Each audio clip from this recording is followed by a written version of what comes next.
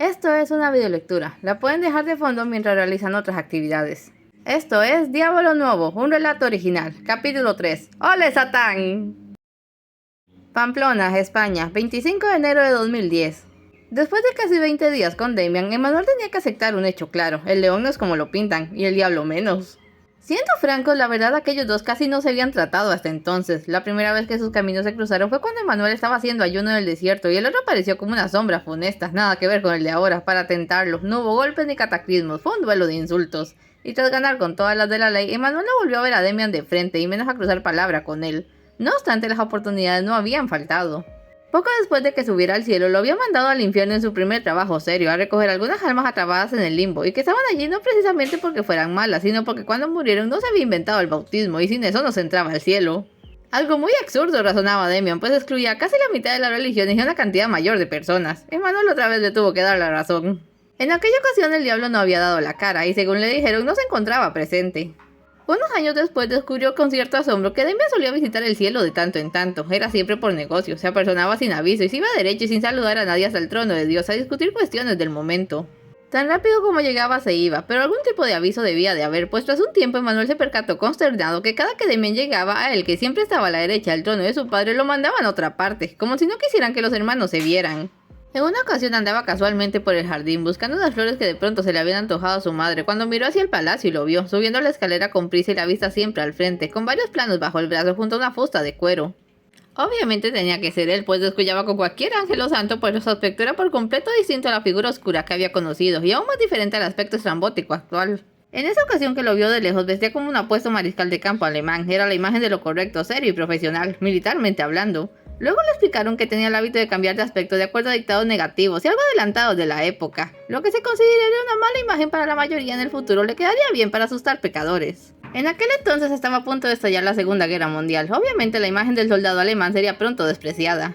Descubrió que el motivo de su visita era solicitar una prórroga para cerrar el infierno un año, ya que vaticinaba, como luego se supo era correcto, que la nueva guerra traería un aluvión de almas, casi todas inocentes que engrosarían las filas del cielo, pero también habría un buen caudal de pecadores y los criminales responsables de la futura matanza para los que necesitaban preparar lugares de tormento especial. Se le concedió un plazo y a falta de demonio la bendita guerra estuvo estancada un año, pero luego se cumplió con todas sus terribles consecuencias.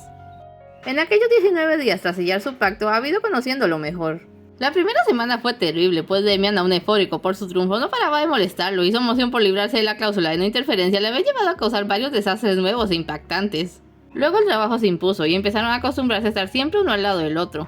Por decirlo de algún modo, Damian siempre se estaba moviendo, siempre iba de un lado y de pronto y sin aviso agarraba para otro, era imprevisible y a pesar de que Manuel era el rápido le costaba seguirlo. Los mayores problemas venían los domingos.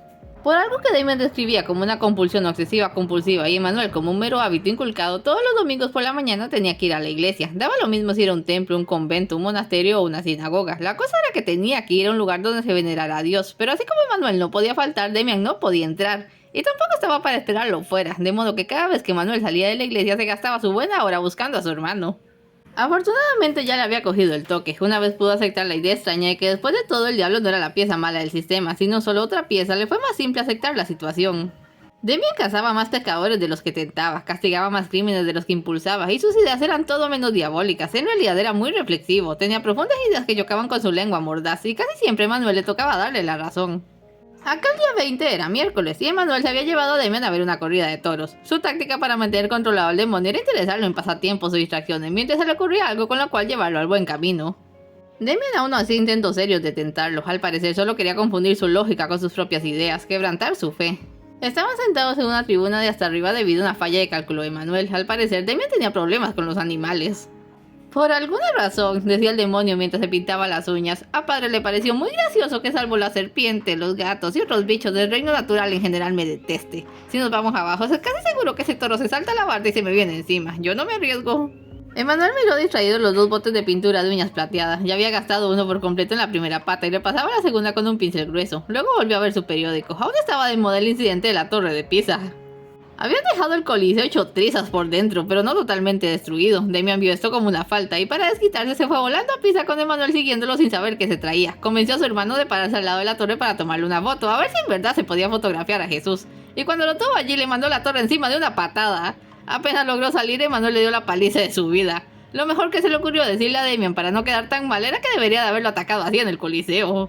¡Oh, mira eso! Exclamó Damian. Emmanuel levantó la vista del periódico. En la arena, el toro acababa de levantar salvajemente al torero y lo pisoteaba con furia a pesar de los intentos de los ayudantes de rodeo para apartarlo. Damian miraba aquel cruento espectáculo con emoción. Emmanuel se arrepentía de haber tenido semejante idea. De pronto Damian se levantó y desplegando las alas voló hacia abajo. Cuando aterrizó, su ropa había cambiado un colorido traje de torero. El animal se despegó de su víctima y se concentró por completo en aquel recién llegado. Emmanuel llegó con la cabeza exasperado. No estaba salvando al torero, solo quería divertirse un rato.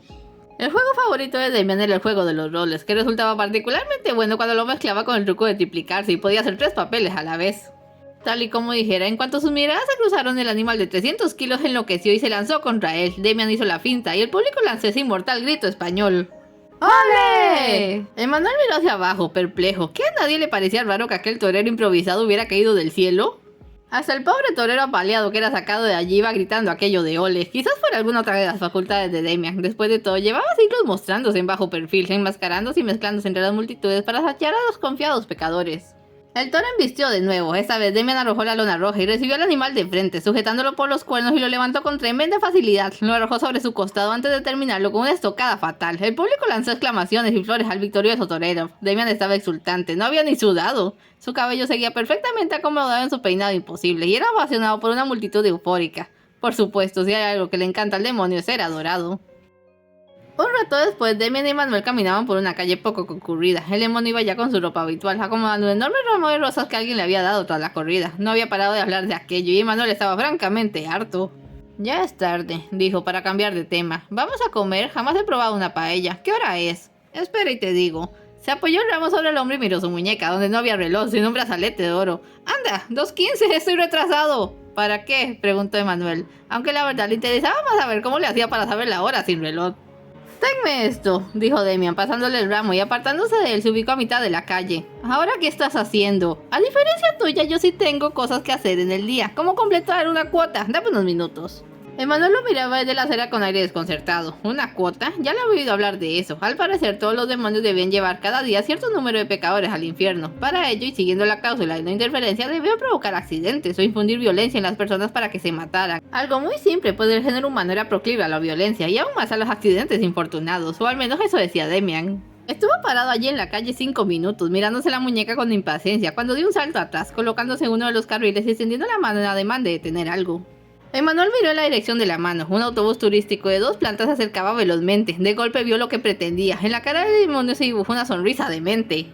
¡Espera! ¡No lo hagas!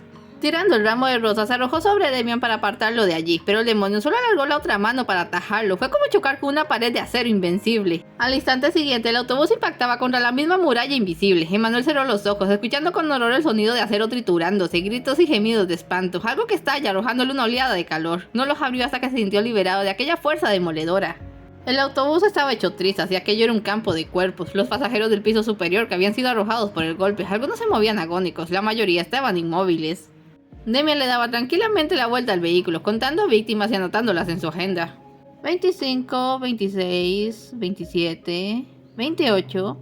¿28? Miró su agenda contrariado, repasó los números, luego levantó parte del autobús con una mano y miró el desecho interior. ¡Ajá! Ahí están ustedes dos. A mí no se me escapa nadie, muchachos. Olfateó ligeramente. Los veo en el tercer círculo. Los ojos destellaron y se oyó el extraño sonido de la madera seca que se enciende de golpe. Algunos gritos que no duraron mucho. 29 y 30. Perfecto. Se guardó la agenda y se volvió hacia Manuel. Ya terminé. Me tocan 50 a la semana y no llevaba ni uno. Lo bueno es que elijo mis números. La mayoría de mis demonios deben juntar 100 o más por día. Se acercó a su hermano. Me ocuparé del resto luego. ¿Dijiste que tenías hambre? Solo entonces notó que algo no andaba bien. Y Manuel seguía donde lo había soltado, encogido como un niño asustado. Damian se inclinó frente a él y lo obligó a mirarle. Tenía los ojos anegados en lágrimas, y con su particular empatía supo que no era por lo que había ocurrido, sino por no poder evitar que ocurriera. Escúchame, hermano, le dijo, bajando la voz con aire confidencial. Yo no tomo decisiones a la ligera. Hay cosas que sé, no me preguntes cómo. ¿Viste qué rápido venía? No tenía frenos. Más adelante está la plaza de toros y cientos de personas inocentes. Los accidentes ocurren y los demonios podemos interferir, no evitándolos, sino midiendo su daño colateral. ¿Qué era preferible? ¿30 aquí o más de 100 allá? Los que han sobrevivido solo están golpeados. Sobrevivirán con más fe que nunca, pues no les ha llegado el momento. Entonces el demonio le aferró el rostro con una mano, con la otra le enjuagó las lágrimas con gesto compasivo, y de pronto la trajo hacia sí y lo abrazó. Emmanuel se sobresaltó, pasó de un shock a otro. De algún modo supo que su hermano sentía la misma angustia que él, y eso lo aliviaba, pero era rarísimo. Parecía como si un ladrón le hubiera quitado algo valioso y luego lo consolara por ello, pero sin esperar devolvérselo. Una completa contradicción. Lo lamento, debí apartarte para que no lo vieras. Olvido que esto que me es tan común es difícil de aceptar para ti. Yo debí detenerme. Ya te lo dije, eso solo hubiese empeorado las cosas. Y ahora te estaría recriminando por no haberme dejado. Se apartó y lo tomó por los hombros, sonrió. Vamos, para de llorar, el malo soy yo y tú debes ser positivo. No vale la pena llorar sobre la leche derramada, como dicen aquí, al toro hay que tomarlo por los cuernos. Emmanuel no le regresó la sonrisa, tenía que asimilar demasiadas cosas y no estaba de ánimo, de modo que Damian lo ayudó a levantarse y se lo llevó de allí. Literalmente parecía que iba arrastrando un saco sin mucho relleno. Se lo llevó a comer una paella, pero el otro había perdido el apetito. Damian empezó a exasperarse. Ya está bueno, tampoco te vas a dejar morir por unos pocos humanos impíos. Eran personas, dijo Emmanuel saliendo de su silencio. Personas con vidas y familias. Pecadores. Podían redimirse. ¿Acaso esperabas que les diera tiempo de confesarse? Ni siquiera los viste, para ti todos son tan malvados como tú. Yo jamás he dicho eso, ¿por qué tratas de etiquetarme? Te han dicho por siglos que soy el malvado, y es verdad, pero eso no significa que deba ser odiado. Hago un trabajo vital para el cosmos y no me arrepiento de ello, jamás lo haría. El principio de un universo equilibrado exige que ese equilibrio se pueda romper. Emmanuel lo miró de frente, desconcertado. Al parecer no había entendido ni la mitad de aquel discurso. ¿Qué diferencia un ángel de un demonio? Preguntó entonces Damian. Su estado de gracia, respondió Emmanuel casi en automático. No, los demonios tenemos poderes, es parte de la gracia, intenta de nuevo. Su alma y divinidad, dijo entonces Emmanuel, otra frase aprendida en el cielo. No y no, mi alma es fuego destructor, pero también eso requiere una inspiración divina. Emmanuel caviló la interrogante, no quería aceptar que no lo sabía. Dejó aparte lo enseñado y aventuró una teoría propia. ¿Sus pies? Ahora el desconcertado fue Damian, bajó la cabeza para ver los pequeños pies de su hermano, vendados y con un par de sandalias ligeras. Luego miró sus propias pezuñas recién pintadas y se echó a reír. No, dijo de pronto serio, los ángeles tienen moral, pero carecen de albedrío, saben lo que es bueno o malo, pero no pueden elegir. Los demonios tenemos albedrío, pero carecemos de moral, podemos elegir, pero no tenemos pautas para hacerlo, y nos regimos por los deseos más inmediatos. Los humanos tienen ambas, nacen con albedrío y desarrollan su moral según criterios inculcados. Imagina un niño pequeño que haya una herida, la levanta e inconscientemente la aprieta hasta matarla. ¿Podemos realmente culparlo de algún modo? Imagina a un hombre grande haciendo lo mismo. Obviamente debe saber lo que hace. ¿Se le puede perdonar? No es lo mismo, replicó Emmanuel. Es justo lo mismo. Los humanos nacen como demonios y viven tratando de ser ángeles. Son buenos en síntesis porque jamás han hecho algo malo, pero ignoran lo que es malo y la ignorancia es la forma más vulgar de pecado. Son libres de culpa hasta que aprenden lo que es la culpa y una vez conocen la diferencia entre lo correcto y lo incorrecto, el camino depende de ellos. Pero entonces, todos los seres tienen la capacidad de ser buenos, pero es mucho más simple ser malos. Por desgracia, las personas prefieren lo fácil a lo correcto. ¿Y tú? ¿Yo? Veamos. Hago lo que disfruto y disfruto lo que hago. En mi opinión personal, eso es lo correcto. La moral se inculca, pero las bases las pones tú mismo. ¿Qué me dices? Que prefiero creer en la bondad de las personas a condenarlas sin una oportunidad. Emmanuel se levantó. Debe de dar con las cejas, escéptico. ¿Puedes darme un momento a solas? Contraviene nuestro acuerdo, ya es bastante darte los domingos. Solo unas horas, tengo cosas que pensar. Damian lanzó un resoplido resignado y también se levantó. Igual no me servía tenerte cerca por allí mientras completo mi cuota. En la calle ancha al amanecer, en la calle ancha. Los hermanos se separaron en medio de un tenso silencio. Anochecía. Damian se fue a completar su cuota. Dejémoslo estar y vamos a seguir a Emmanuel. El hermano menor fue a buscar una iglesia, era su hábito. Siempre que las cosas estaban demasiado serias iba a una. Lo raro es que lo que menos hacía era rezar, lo que le gustaba era el ambiente tranquilo para pensar cosas, y vaya que tenía varias en mente. Se sentó en una banca al fondo, tan lejos como pudo de la pavorosa imagen de sí mismo crucificado. Juntó las manos como si fuese a orar y las dejó así. Empezaban a llegar los fieles a la misa nocturna. En medio de susurros apresurados se contaban sobre el accidente del autobús turístico, la última de una serie de infortunios que asolaban al mundo desde la destrucción del Vaticano. Emmanuel cerró los ojos, intentando ignorar el sonido y vaciar su mente. Solo lo logró cuando empezaron los cánticos. ¿Qué debo creer?, se dijo. En su fuero interno siempre había querido pensar que las personas eran buenas. Quería, pero no lo lograba. Después de todo, él había tratado de ser siempre bueno. ¿Y cómo lo habían tratado los humanos? Miró de reojo al crucifijo y se estremeció. Y de pronto se le vino a la memoria un recuerdo de hacía tanto tiempo que parecía no venir a cuento. En el cielo siempre era de día, todo el tiempo. Lo que podrían considerarse horas nocturnas se contaba de acuerdo con el tañido de cientos de campanas que había por todo el lugar y que tocaban notas suaves cuando se suponía que era de noche.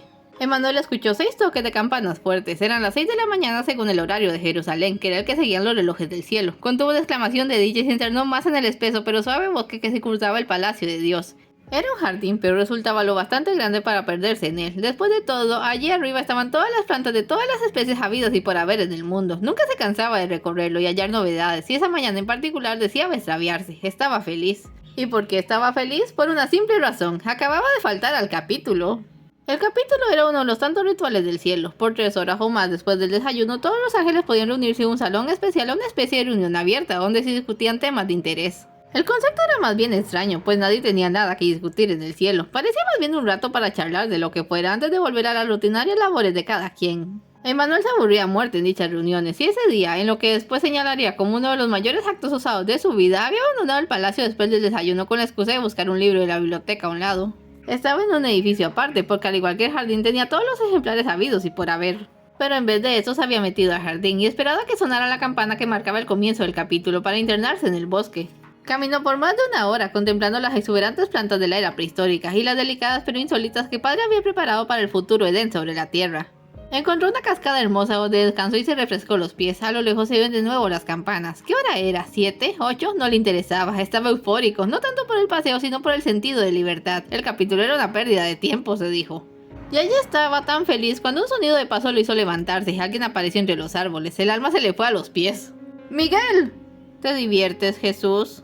Miguel, el jefe de los 4 arcángeles y uno de sus hermanos de más edad, era la última persona con la que uno quisiera cruzarse en el cielo. La mayoría de los ángeles tienen ojos claros que inspiran confianza y paz. Los de Miguel eran 2 flamas congeladas, 2 esferas de cristal enrojecido con la facultad de hacer sentir culpable a cualquiera. El arcángel rojo solo tenía que ver a alguien un par de segundos para hacerle confesar hasta lo que no sabía. Un instante después otra figura apareció y se quedó un poco detrás de Miguel. Era su hermano Rafael y a Emanuel no le extrañó verlo, pues el arcángel azul siempre estaba detrás de su hermano mayor, como una sombra obediente. Eran tan similares físicamente que se solía decir que al hacerlo Dios había usado el mismo molde, pero los ojos de Rafael eran 2 trozos de cielo azul que cambiaban ligeramente de matiz dependiendo de la ocasión. No te vimos en el capítulo, dijo Miguel, voz seria y de acero. Nos preocupamos, agregó Rafael, voz suave y calmada. Ah, sí, dijo Emanuel, decidió ser franco. Decidí no ir.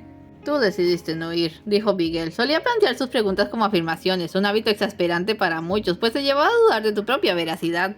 Sí, dijo Emanuel, le temblaba ligeramente la voz. Un ángel cualquiera podría decidir no ir, una vez. Tú no eres cualquiera. Tu presencia es necesaria, pues da ejemplo a los jóvenes. Yo no sabía que era algo malo, intentó excusarse. Desconocer una falta no la hace menos. La ignorancia es la forma más vulgar de pecado. Emanuel dio un pequeño respingo en su asiento. La misa casi acababa, pero él estaba en otra cosa. Qué curioso, Miguel había usado las mismas palabras que Demian. Aún seguía pensando que el capítulo era una estúpida pérdida de tiempo, aunque nunca se había atrevido a faltar otra vez, y todavía seguía molesto con Demian, pero solo porque otra vez tenía que darle la razón. En eso pasó el cura esparciendo agua bendita. Tuvo una idea, ya no podía hacer nada por las personas que Demian había asesinado, pero podía desquitarse con él. Amanecía cuando los hermanos se encontraron en una calle ancha de Pamplona. A pesar de la hora había mucha gente por allí, en especial en los balcones, pero ninguno de los dos lo tomó en cuenta. Demian iba de pésimo humor. Ojalá estés muy feliz contigo, le gritó el demonio nomás verlo. Por culpa de tu maldita depresión me sentí culpable toda la noche. No pude juntar un solo pecador. ¿Sabes qué? Al infierno contigo. No me interesa qué. La frase se le cortó a medias cuando de pronto Emanuel se le fue encima con un abrazo. Se quedó atónito, como si eso arreglara todo, se hablando.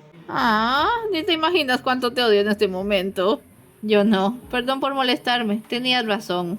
Te tengo que dejar a solas más seguido. Entonces, y sin razón aparente, Manuel se apartó y antes de darnos cuenta estaba en un balcón mirando a su hermano. Demian se dispuso a seguirlo cuando descubrió que no podía sacar las alas. Mirando hacia abajo descubrió que Manuel le había atado una tela al pecho, era roja, pero atrás estaba atada en un moño de regalos. Le dirigió una mirada confusa. ¿Qué es esto, una broma? ¿Esperas que la gente se ría a mis espaldas? No quiero que salgas volando, respondió simplemente Manuel. ¿Y por qué lo haría? Trató de sacarse la tela. ¿Qué le pusiste a esto que no puedo quitármelo? De pronto sintió una vibración bajo sus pies y todo el mundo salió corriendo. Nadie chocó con él. A Demian le costó unos minutos embonar todas las piezas. Pamplona, una calle ancha, toda esa gente junta tan de sobra y con semejante aire festivo. Cuando cayó la cuenta de la trampa que le había entendido, apenas si tuvo tiempo de ver a la treintena de toros enfurecidos que corrían de estampida hacia él y solo hacia él antes de salir huyendo disparado. ¡Maldito desgraciado! ¡Esta vas a pagármela! Mientras en su balcón Emmanuel ni lo escuchaba, pues estaba partiéndose de la risa. Es todo por hoy, no se vayan sin dejar un like y un comentario, y nos vemos en el siguiente episodio.